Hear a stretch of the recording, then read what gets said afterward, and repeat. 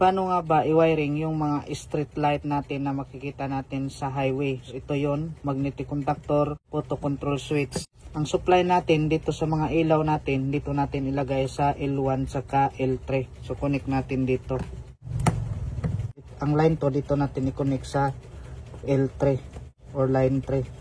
Next naman, ito yung supply natin na 220 volts at ito yung photo control switch natin. Itong white and black, ito yung supplyan natin ng 220 volts para gumagana yung sensor.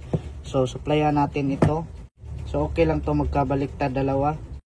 Ngayon i-connect natin to dito sa T1, yung isa naman sa T3. Okay lang to magkabalik.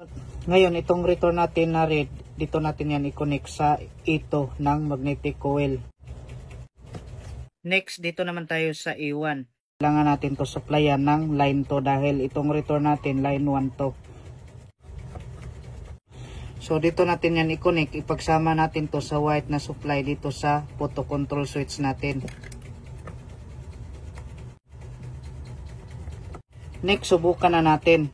Kapag hapon na madalim na ang paligid, so kailangan umilaw na itong mga bulb natin. So takpan natin para ma-sense niya yung dilim.